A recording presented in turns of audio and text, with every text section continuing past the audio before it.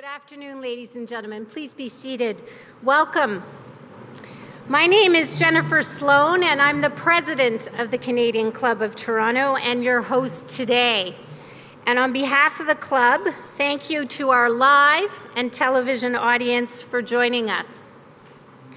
We are extremely proud of our 118-year history as the leading public affairs podium in the country.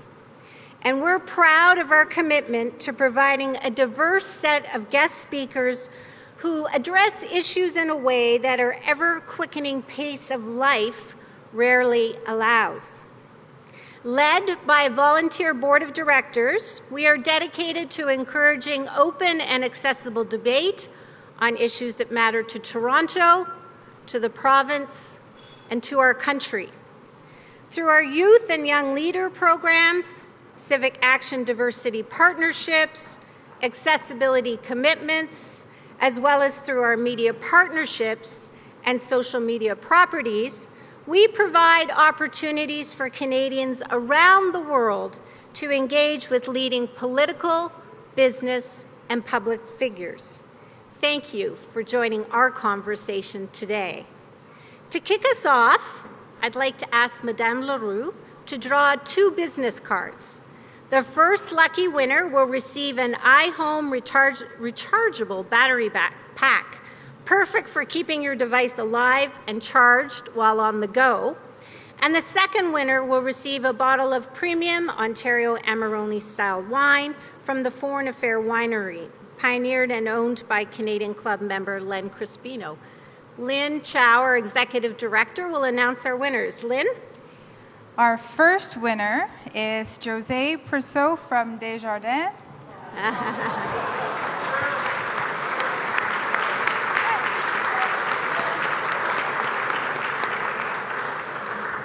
And our second winner is Maxime Rium from Miller Thompson.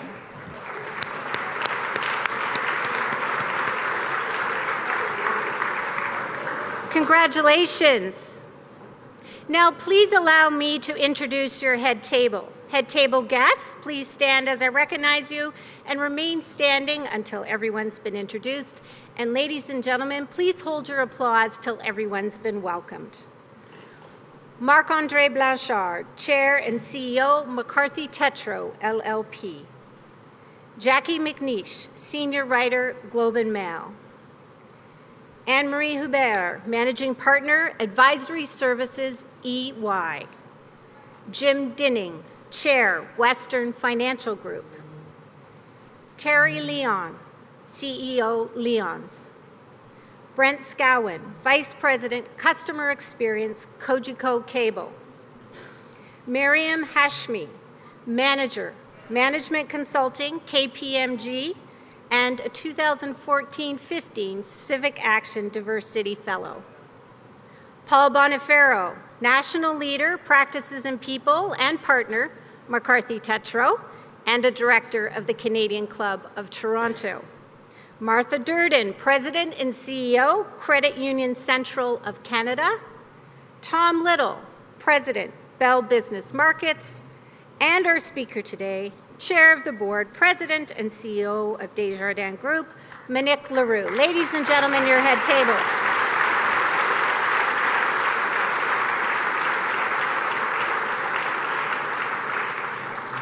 I'd like to express special thanks to today's event sponsors, EY, represented by Anne-Marie Hubert, and McCarthy Tétrault, LLP, represented by Marc-André Blanchard. Anne and Marc-André, thank you both for joining us and for making today's event possible. Thank you for your support.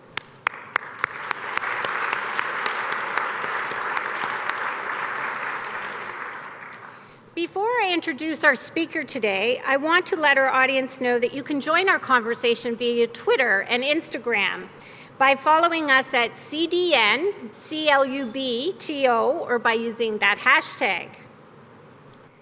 Ladies and gentlemen, on your behalf, I'm pleased to introduce today's speaker. The Chair of the Board, President, and CEO of Desjardins Group uses every occasion to promote the benefits of cooperation and innovation.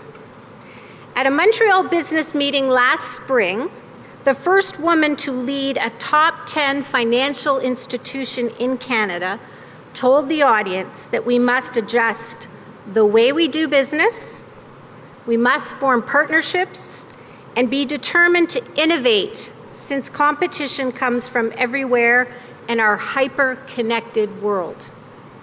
Truer words have rarely been spoken. Madame Leroux knows of what she speaks. She oversees the world's second strongest bank. That fact, according to Bloomberg. The Desjardins Group has a consistent record of offering innovative services to its more than 6 million members and clients. It pioneered online and mobile banking services in Quebec. Its global connectivity includes cooperative activities in 30 developing and emerging countries through Développement International Desjardins, DID. Looking at Madame Leroux's curriculum vitae, one cannot help but wonder whether she isn't a real-life superhero. Today's event could easily run into dinner if I covered the many details of Ms. Leroux's background and experience. Suffice it to say, she is an accomplished business visionary. She heads the leading cooperative financial group in Canada. The chair, president, and CEO is also a member of the Canadian Council of Chief Executives, a member of the governing board of Finance Montreal, and serves on a number of cooperative boards internationally. A member of the Order of Canada and l'Ordre National du Québec, she finds time to participate in many not-for-profit organizations. In fact, last year, she chaired the fundraising campaign for the United Way of Montreal. After her remarks, Madame Leroux will be joined in conversation with Jackie McNeish, senior writer at the Globe and Mail. A 7-time National Newspaper Awards winner and author of 3 best-selling books, Ms. McNeish is also an adjunct professor at Osgoode Hall Law School. And now, without further ado, Madame Leroux, the Canadian Club of Toronto's podium, Canada's podium of record, is now yours.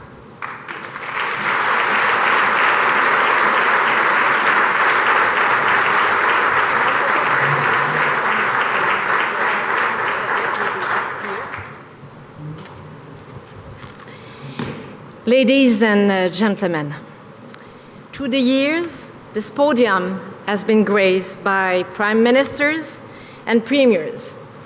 It is also a podium or forum of choice for leaders in business, arts, education, and much more. As CTV broadcaster Lord Robertson said, if someone wants to say something to Canadians about this country or about the future of this country, this is the venue you choose.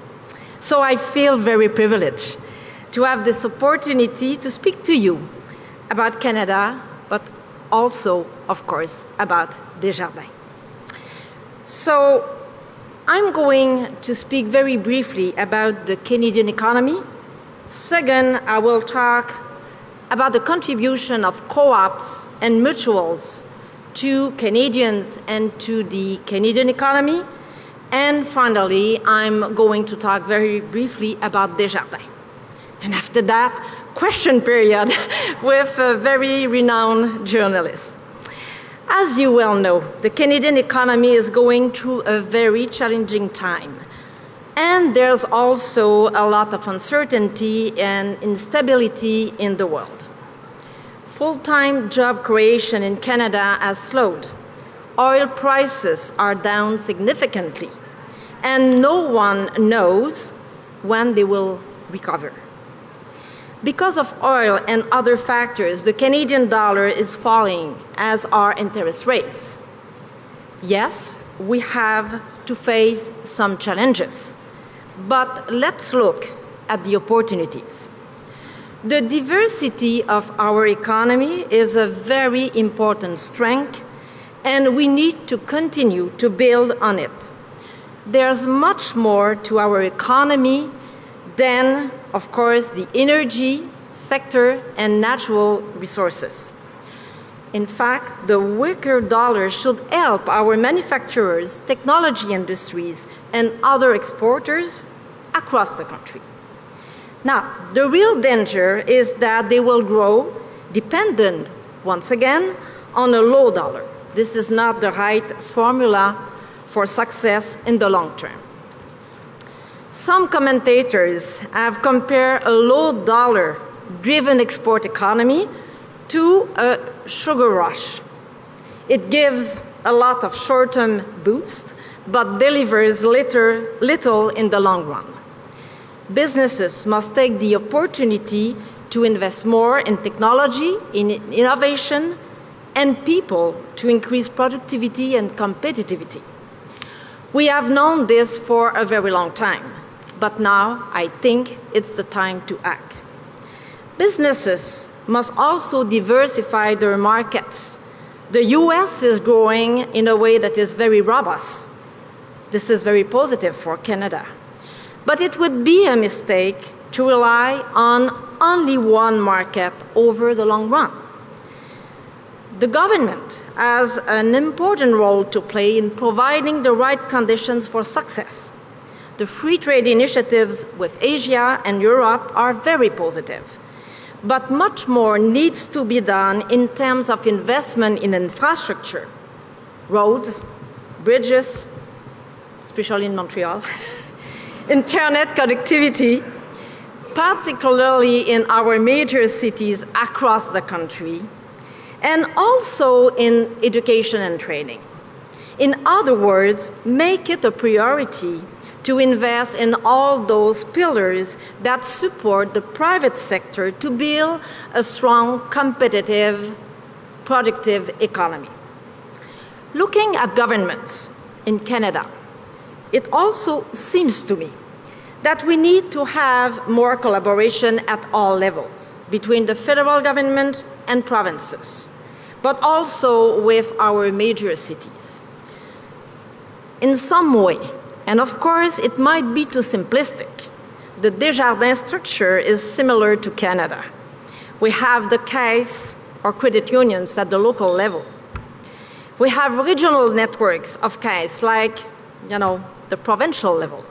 And we have the federation of networks at the Desjardins group level, like the national level. Years ago at Desjardins, we recognized that we are much stronger together than we are on our own. So we built on the strength of shared leadership and cooperation. This should be the roadmap for Canada. As Canadians, we have to recognize that our country, in my view, is an ongoing project that will never be finished, and that all of us, governments, businesses, and people, need to work hard together to be the best in the global world. The premiers across the country are developing stronger relationships. Also, judging by their meeting here in Toronto last week, the mayors from cities across Canada have decided to work together. All of this is very positive for our country, and I think that there is reason, of course, to be hopeful. Now, this may surprise you, but an important contributor to our economic diversity is our cooperative sector. I will share some numbers. There are 10,000 cooperatives in Canada. They have 15 million members. On a global basis, the co-op numbers are big. 1 billion co-op members, 100 million co-op employees, generating over 2 trillion revenues. It's quite important. Co-ops have a long history right across Canada. They are an important part of our economy, playing a role in almost every sector. Desjardins Group feels a responsibility to support other co-ops in Canada. For instance, we maintain close business relationships, with about 50 credit unions across the country. Internationally, we have hosted 2 international summits in Quebec City, like, what they do in Davos in Switzerland. And we did that in 2012 and 2014. These brought together co-op and mutual leaders and experts from around the world.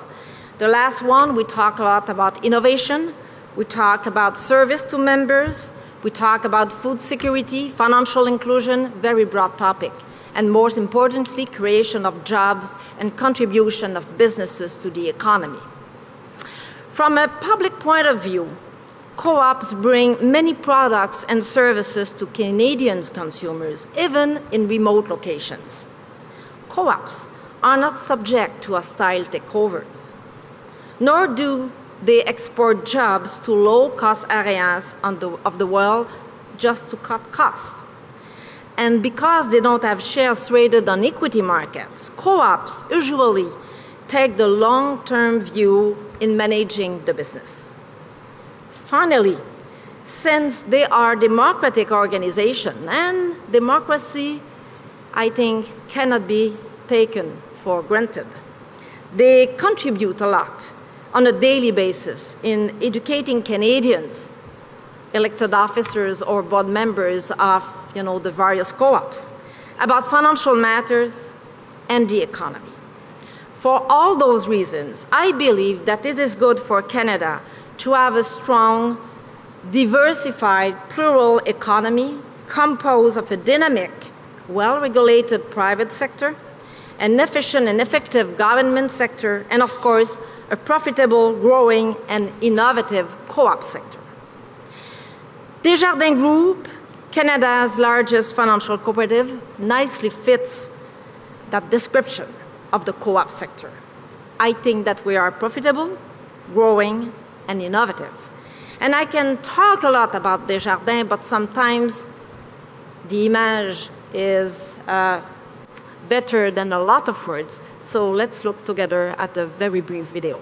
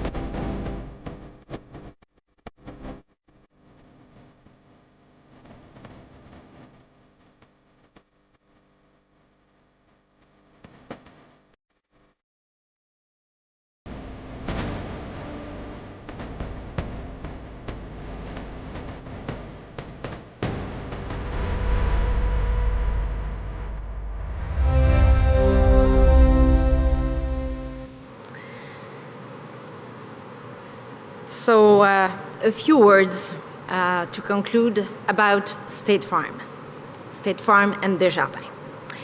The State Farm transaction, which was closed in early January, positioned us as the second largest P&C insurer in the country. It solidifies our rank as the 5th largest life and health insurer in the country. It also provides us with a very solid and promising agent network in Ontario Alberta, and New Brunswick for the distribution of all the Desjardins financial products. The State Farm transaction is also an innovative example of cooperation. 3 of the world's leading cooperatives and mutuals, State Farm in the US, Desjardins in Canada, and Crédit Mutuel in Europe, are investing together in our PNC organization to ensure the transaction is a success. We are very enthusiastic to continue to serve with the support of the State Farm people, the 1.2 million customers that are customers of State Farm. And of course, we are very happy to have the privilege to do it with a highly experienced network of agents. So cooperatives can be innovative and play a significant role in the economy by working together. Talking about innovation, Desjardins is also leading the way with usage-based insurance. Our Adjusto telematics products helps good drivers to save money. And it also encourages good driving approach, which benefits everyone on the road. Looking forward, Desjardins is committed to growing across the country. We want to diversify our markets and client base. We are also committed to investing in technology, innovation, and people. Digital technology is transforming the world, transforming also the way we do business and the way we as people connect to each other. As we know, many Silicon Valley companies and others around the world have their sight on the financial services market. We, at Desjardins, building on our people, are moving forward to meet the challenge. As we face it, it is important and more important than ever that we cooperate, we perform, and we innovate. I think that this is true for Desjardins, but I think it is also true for Canada. Thank you.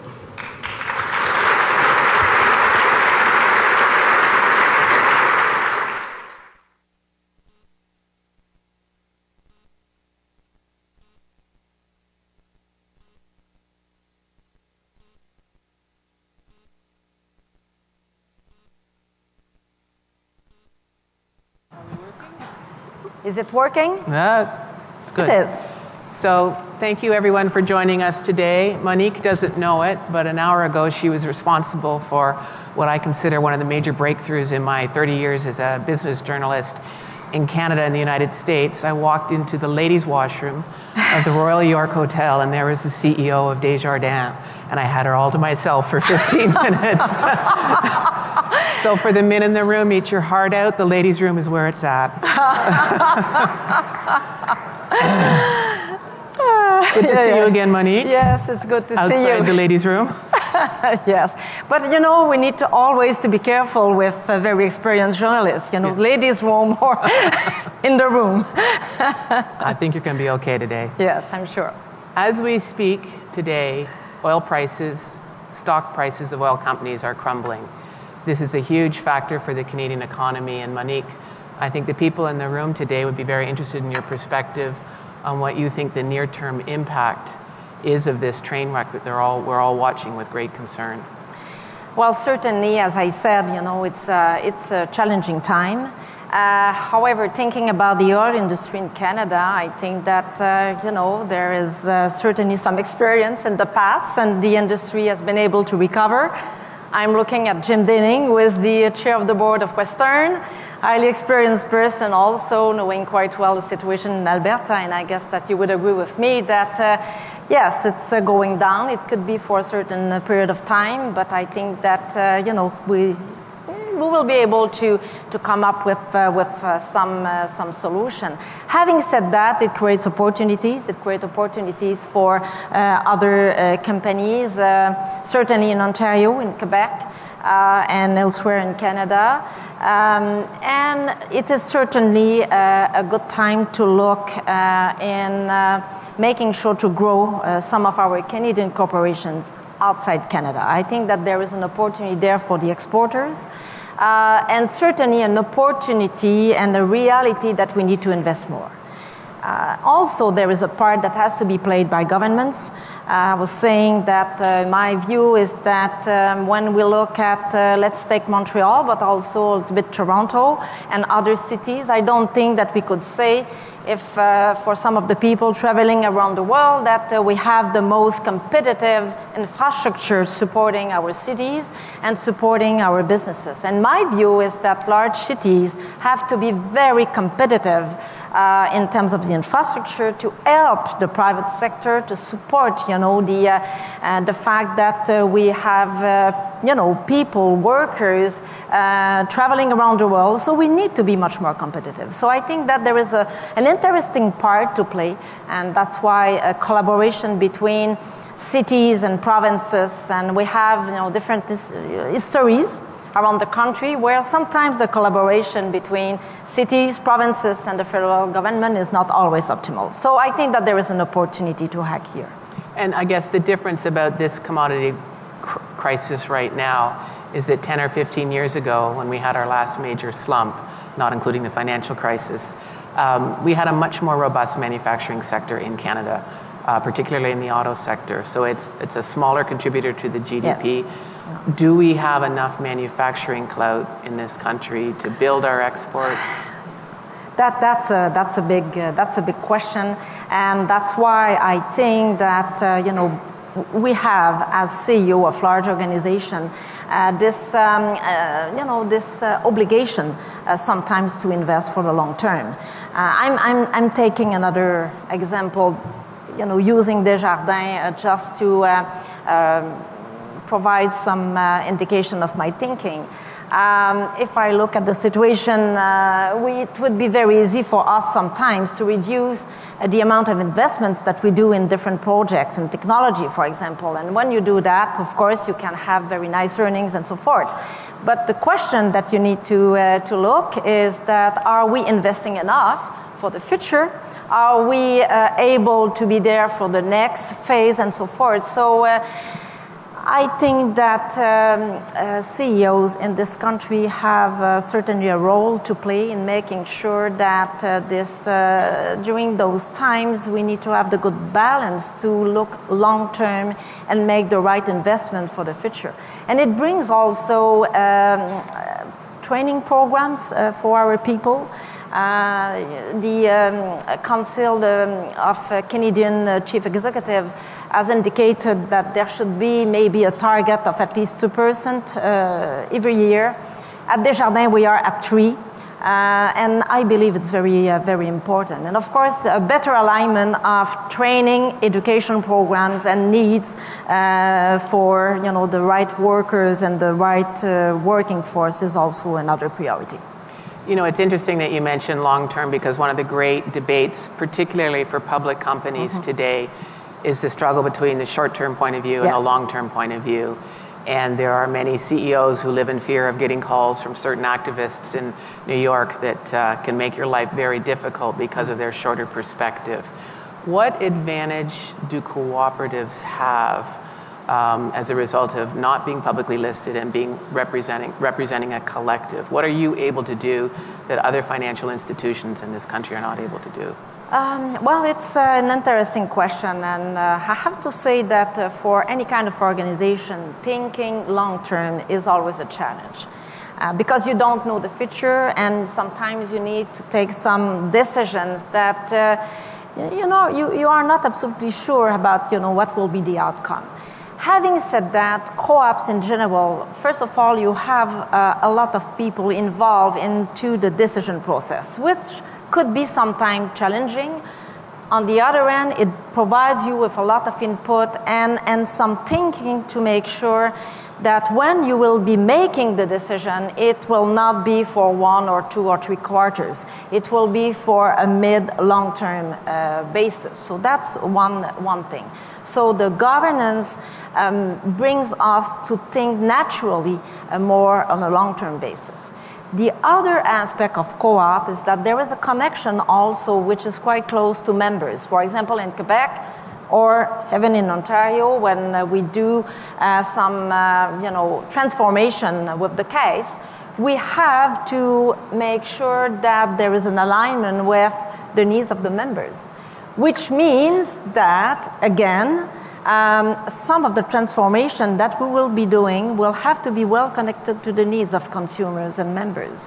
So again, this will bring us to think a little bit more long term. And the third aspect is that, again, since we do not have shares on the market, it will bring us to think in a way that when we look at the size of investment portfolio in projects mid, long term, this will bring us to think in a way that we will look at the performance with a perspective of 2 to 3 years in terms of looking at the overall financial performance. Another example that I could say is that when we did a cooperative agreement with Crédit Mutuel, and we are working, for example, in a very challenging topic, which is the payment services to small businesses and to consumers, we need to take a long term. It's impossible to invest in those initiatives without a view for the next quarter. But we feel that our customers and our members deserve that we invest for the long term. So this is another example why I think co-ops can bring a longer term perspective in the way we manage the business. All right. Now, you mentioned State Farm. Yes. Big acquisition. I think a lot of people in the insurance industry would like to know how you think you're going to be able to make a profit, particularly in Ontario, where there are a lot of losses. So just between you and me, what do you know that the other insurers don't know? Well, that's a very interesting question, and of course, we started to have conversation with State Farm US in 2012, and we started to have discussions at the board level during 2013 and 2014. So we had time to think very carefully about that. And what you are saying about the auto insurance industry in this province is a real issue. However, we believe that with the experience we've been able to develop across the country, with the expertise of our people, and I would say the work that is underway with the government and IBC representing the insurers in the country, I believe that there will be some interesting potential. Of course, the State Farm transaction is not just about the Ontario auto industry. However, it's a big part of it. I have to say also that I don't want to throw the ball to somebody else, but I have the privilege, to work with a very solid team of people. And I would like to say hello, I don't know where she is, but Sylvie Paquette, who is our leader of our P&C insurance sector. And she will be, by the way, very soon the chair of the board of IBC. So she will be certainly. So Sylvie, where are you? She's hiding. Oh, okay. So, congratulations. And again, I could say hello to Barbara Bellissimo, who is also the leader of State Farm here she's in the room. So I guess that maybe with the Premier of Ontario, with a lady, and with Sylvie and Barbara and other, well, maybe there could be some solution.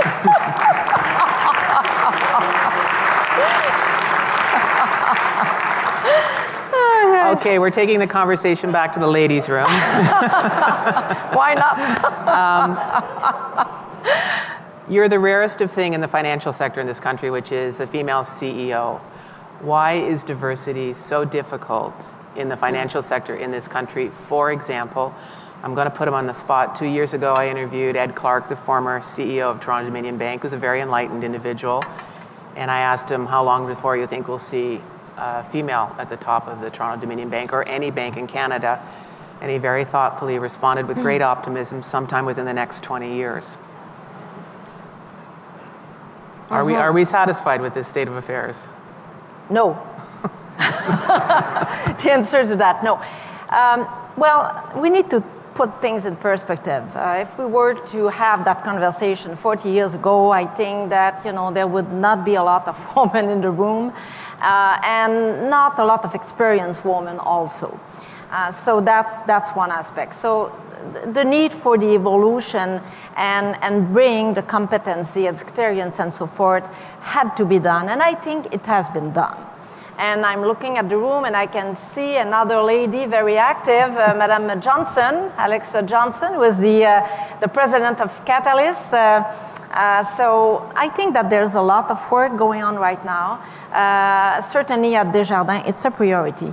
I was saying that we have Sylvie, we have Barbara, we have other. I don't want, and we have also other excellent men. So the important but I mean that's true.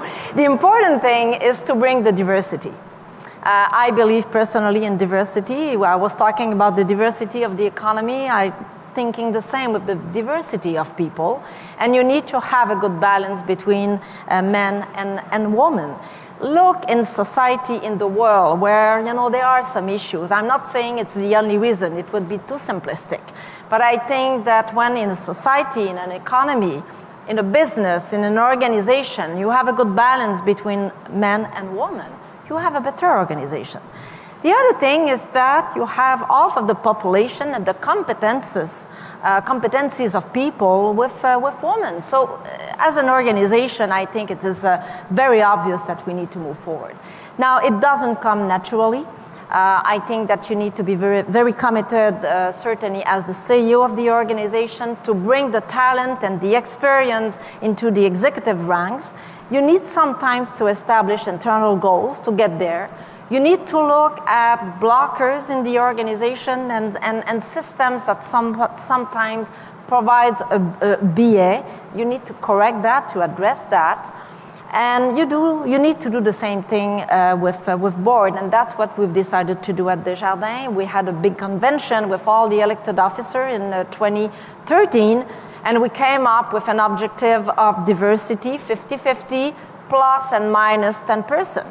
When I look at the elected officer of Desjardins with the Caisse in Ontario and Quebec, well, we are over 35% women and men.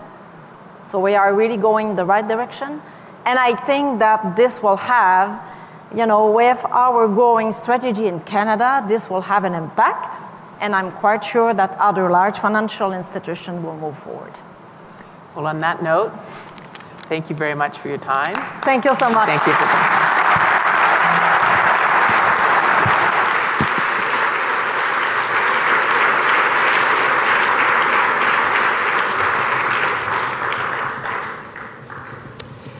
First, let me thank our moderator today, Jackie McNish from the Globe and Mail.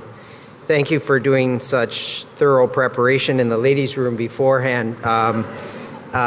Your precision and thoroughness in this process is much appreciated.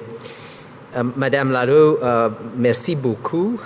Thank you on behalf of the Canadian Club of Toronto and on behalf of our sponsors, Anne-Marie and her partners from E&Y and Marc-Andre Blanchard and our partners from McCarthy Tétrault. We thank you for your passionate advocacy for business cooperation and innovation.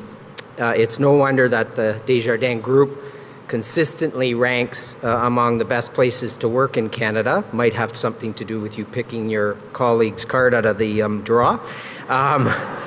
But also your passion and leadership is obviously very important and a key to the fact that your organization is consistently being ranked one of the world's strongest financial institutions. The group's global ranking and positive results, I think, are a testament to your commitment to making the world a better place, and for that we applaud your courage and your leadership. Your advice about about acting now to contribute to the long-term prosperity here and abroad, I believe, is being listened to. We note that more and more businesses and governments are reaching across sectors and borders to advance a more advance and promote your vision of cooperation, and your personal leadership, I believe, is making a difference. You've taken the cooperative approach and structure not just beyond the borders of Quebec, but indeed to the elite tier of the financial services sector and now the insurance sector. May I extend best wishes for continued success to you and your colleagues in all that you do to contribute to our nation and indeed our world's prosperity. Thank you.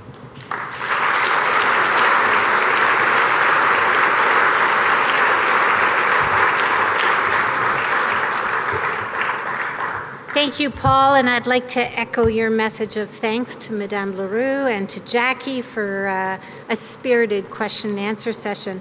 I'd also once again like to thank and express our special thanks to event sponsors EY and McCarthy Tetro LLP. Thank you for your support. Now, before we adjourn for lunch, I'd like to quickly tell you about some of our upcoming events. On March 2nd, CP Rail CEO Hunter Harrison will join us to share his thoughts on the North American transportation industry, the transition from cost control to growth, and the realities of regulation in the modern marketplace. And on April 28th, we are proud to recognize one of the country's most distinguished Canadians. The Right Honourable Paul Martin will be our 2014 Lifetime Achievement Award winner, and it's an award that celebrates the lifelong efforts and leadership of extraordinary Canadians. For a full listing of the club's upcoming events and to order tickets, you can visit our website at canadianclub.org. And finally, before I adjourn today's meeting, I'd like to draw your attention to the event survey cards on each of your tables. The Canadian Club is always looking for ways to improve your experience, so please take a minute to help us by sharing your thoughts and comments, including whether you like our new shortened luncheon format this season. We very much appreciate your feedback. This concludes our program today, which will be broadcast on Rogers TV in the days to come. We'd like to thank MediaEvents.ca, Canada's online event space, for live webcasting today's event. We're also grateful to Rogers TV and 680 News for their continuing promotion of Canadian Club events.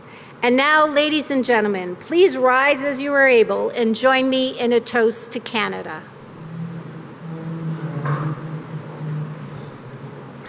To Canada.